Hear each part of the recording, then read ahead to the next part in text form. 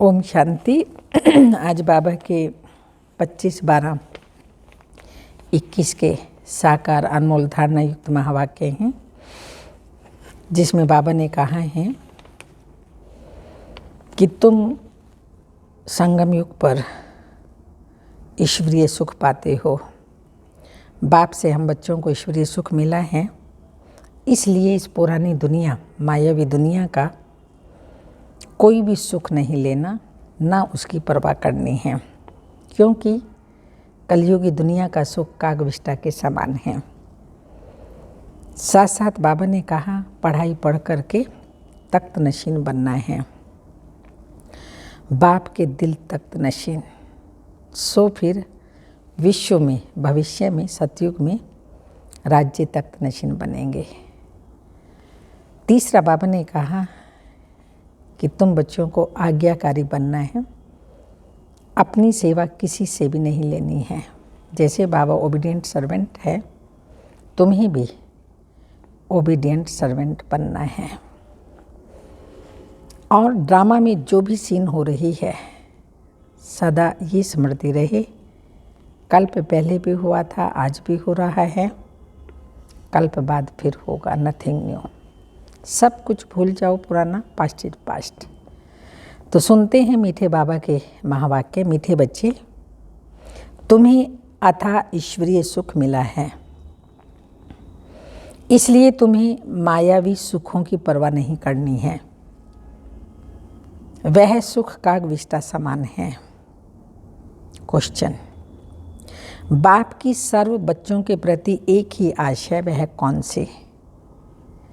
Answer है, मेरे सब बच्चे अच्छी रीति पढ़कर तख्त नशीन बने अथवा बाप के कंधे पर चढ़ें। बाबा देखते हैं कौन कितना अपनी खुशबू फैलाता है।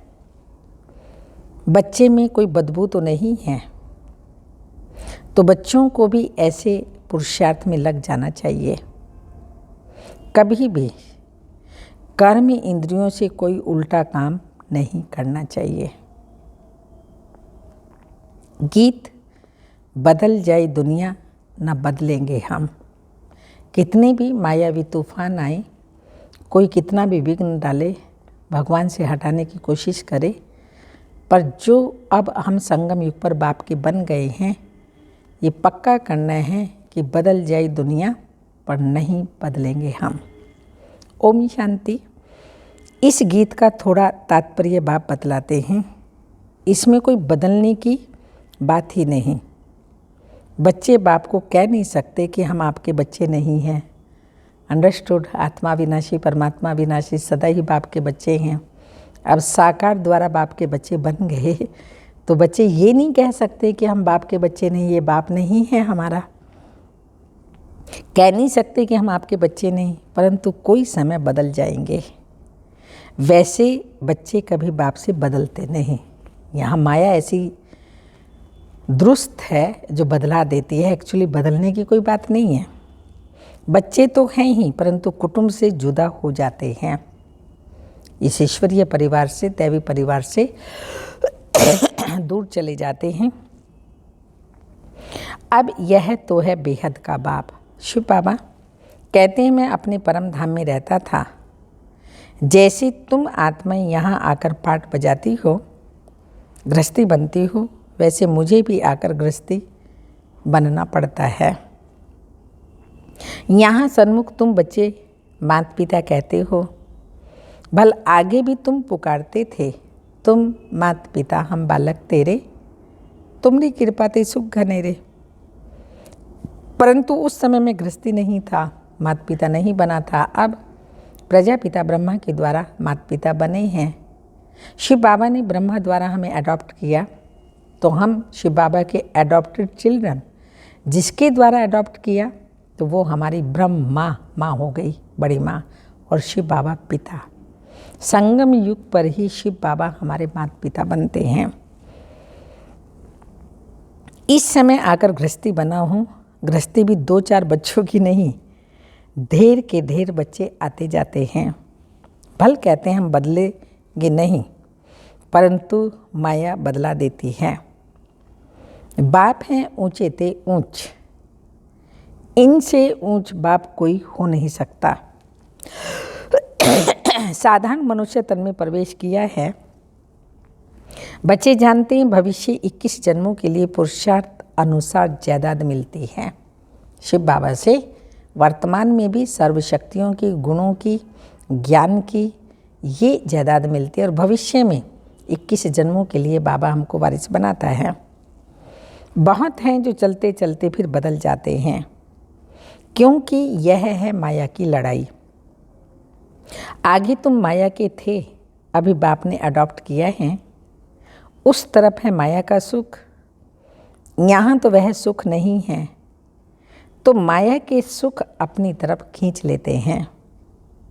यहाँ तुमको है गुप्त सुख, जानते हो भविष्य में अथाह सुख लेंगे।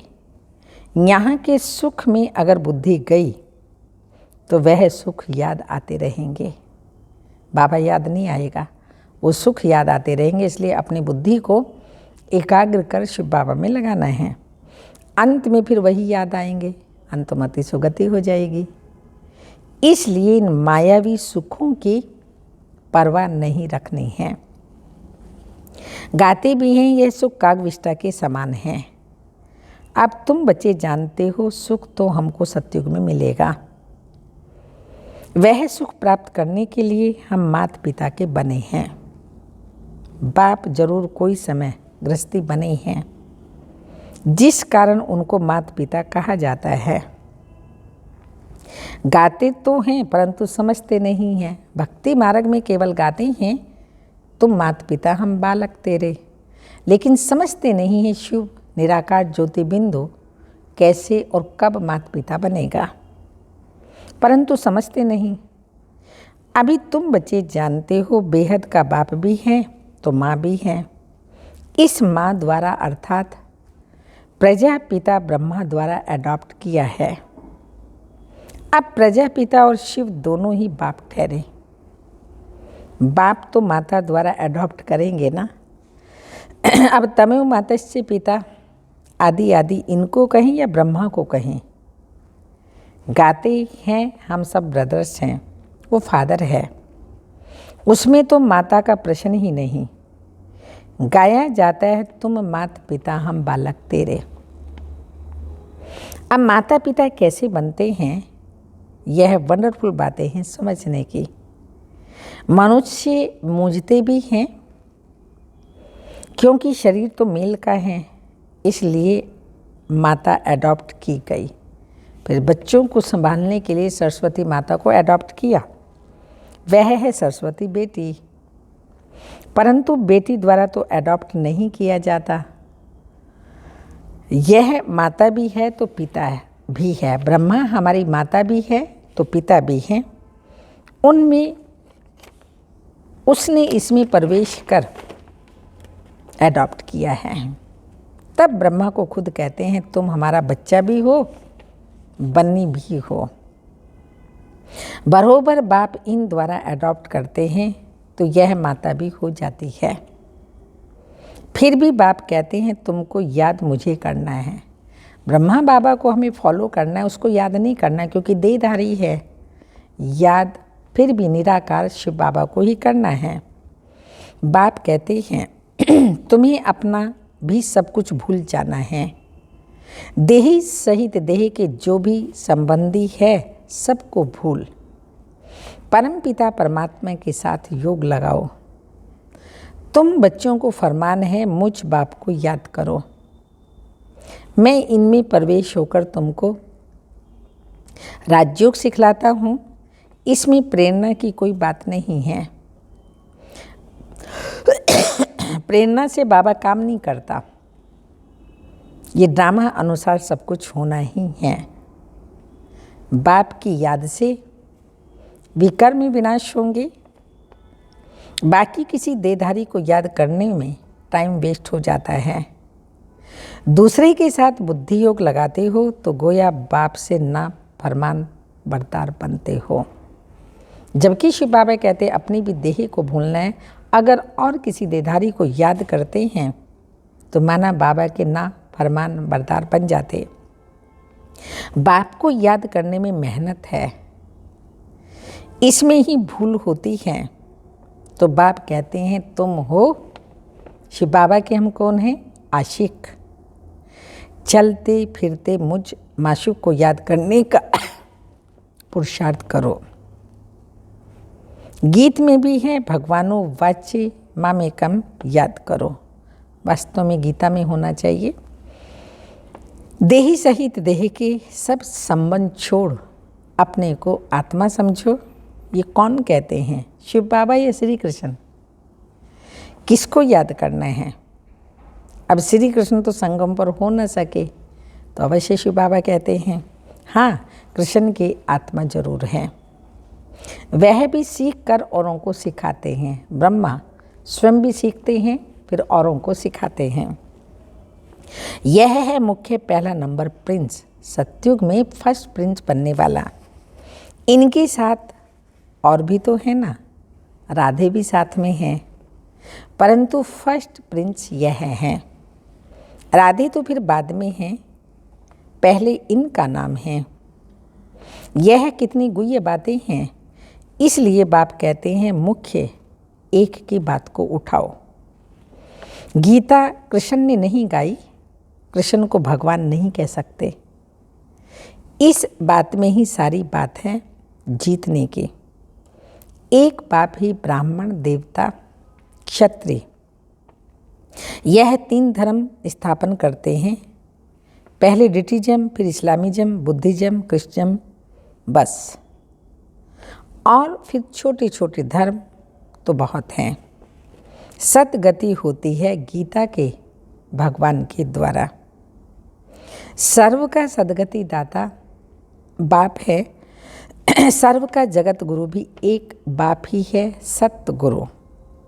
सतगुरु अर्थात सदगति करने वाला। यह सबको अच्छी तरह समझा सकते हो। जो बाबा की मुरली निकलती है, सब स्टूडेंट को हक है मुरली अच्छी तरह पढ़ने की। जिनको मुरली का शौक होगा वह 3-4 बारी मुरली जरूर पढ़ेंगे। मुरली बगैर और कुछ सूझना ही नहीं चाहिए। मुरली को कोई 5-8 बारी अच्छी रीति पढ़े तो ब्राह्मणी से भी ऊंच जा सकते हैं। सबको अपनी उन्नति करनी है। वास्तव में ब्राह्मणियाँ हैं मोस्ट ओबीडियंट सर्वेंट। ब्राह्मणियाँ हैं मोस्ट ओबीडियंट सर्वेंट। कोई की अच्छे खान पान की तरफ बुद्धि गई तो मरने के समय वह याद आएगा। इस समय ही सर्विस लेते रहे तो खलास। सर्विस पर रहने वाले सदैव ओबीडियंट होकर रहेंगे। जैसे जनक बच्ची है, कभी कोई से काम नहीं लेगी। कोई को तो आदत पड़ जाती है तो फिर बात मत पूछो। सब सेवाएं अपनी पर्सनल कराते हैं तो ये भी एक आलस्य है, संस्कार है गलत। जब तक हम अपनी सेवा कर सकते हैं, बीमार है वो अलग बात है, लेकिन हम अपनी स्वयं सेवा सब प्रकार की कर सकते हैं तो हम दूसरों से क्यों कराएं। तो हम भी हमेशा यही सोचती हूँ कि जितना मैं अपनी सेवा आपे करूँ उतना अच्छा है, और वो करती हूँ। कपड़े धोने वाले ना मिलने से बीमार हो पड़ते हैं, कहाँ जा नहीं सकते। इसमें जास्ती नवाबी चल न सके जास्ती नवाबी चल न सके। बाबा कहते हैं ये सब ठीक नहीं है, सर्वेंट बन सर्विस करनी है। बाप भी सर्वेंट है ना।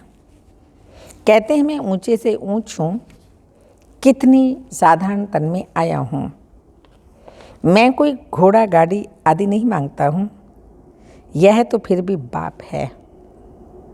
वानप्रस्थ के बाद बच्चों का फर्ज होता है बाप की सेवा करना।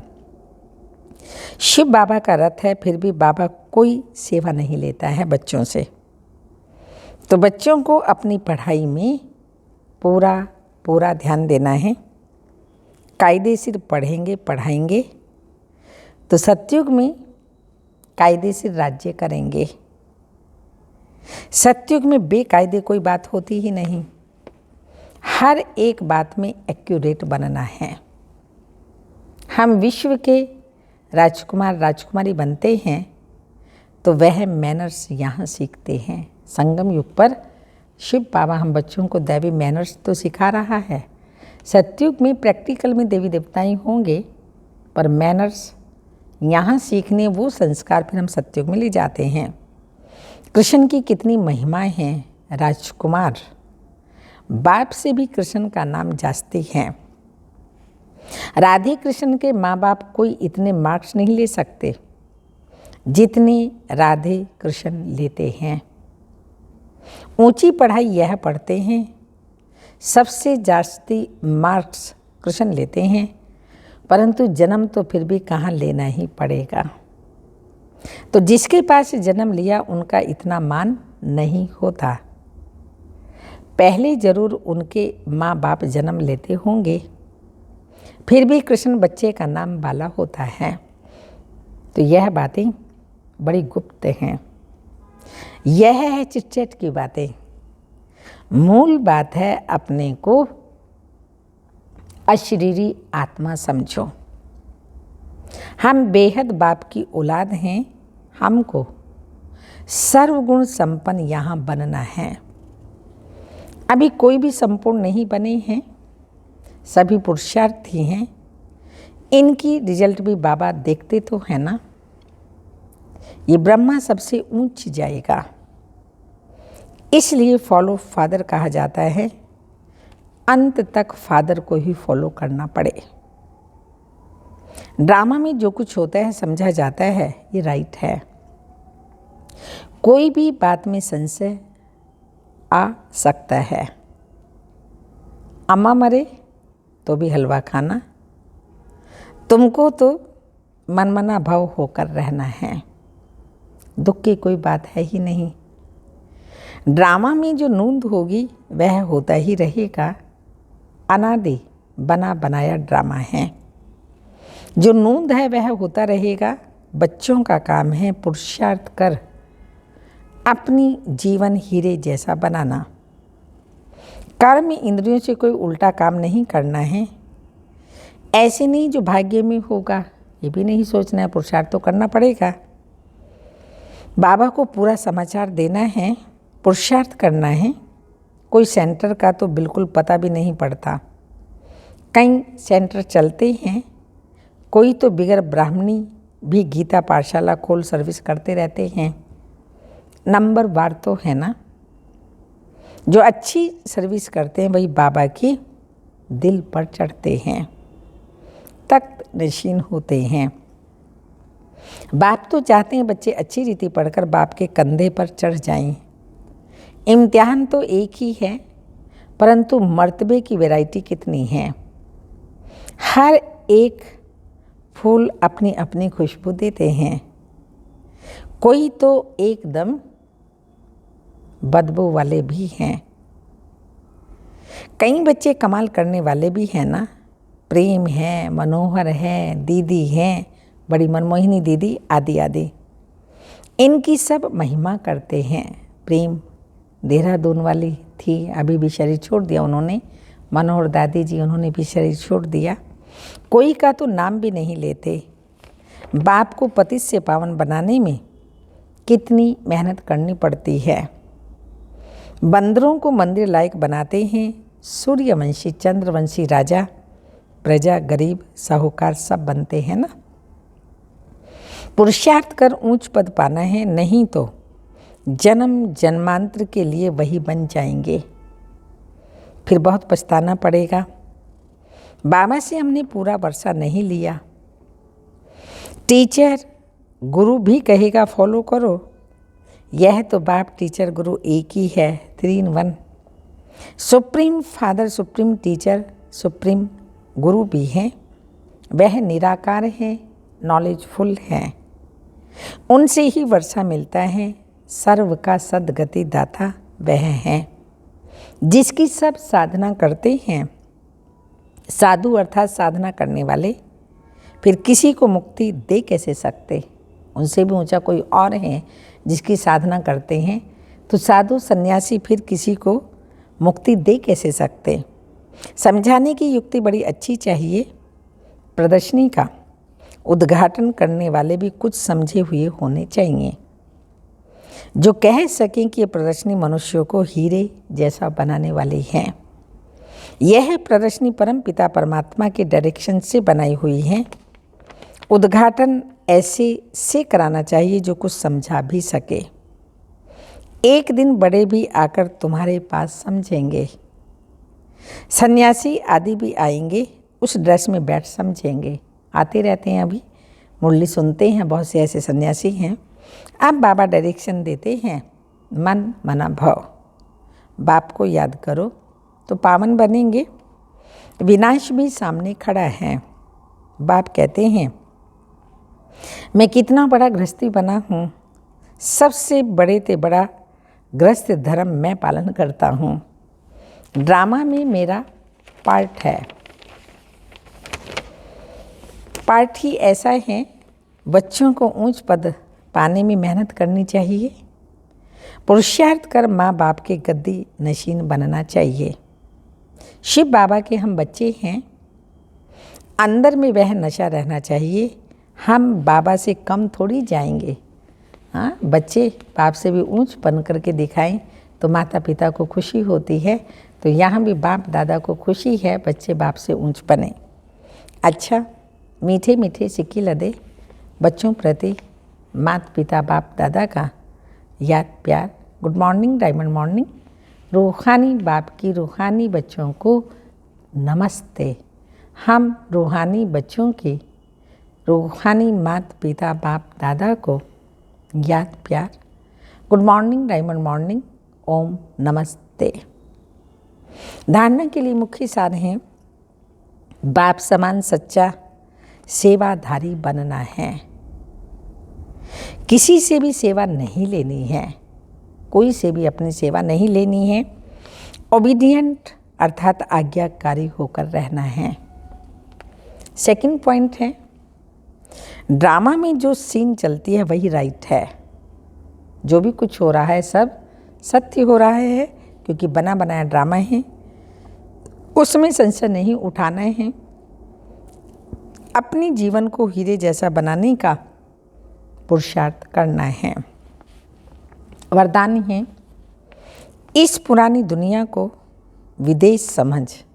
हम विदेश में रह रहे हैं, पुरानी दुनिया को विदेश समझ, इससे उपराम रहने वाले स्वदेशी भाव।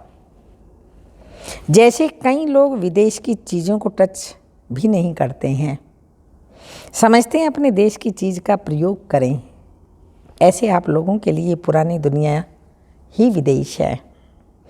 इससे उपराम रहो, अर्थात पुरानी दुनिया की जो चीज़ें हैं, स्वभाव संस्कार हैं, उनकी तरफ जरा भी आकर्षित ना हों। स्वदेशी बनो, अर्थात आत्मिक रूप में अपने ऊंचे देश, परमधाम और ईश्वरीय परिवार के हिसाब से मधुबन देश के निवासी समझ इसके नशे में रहो।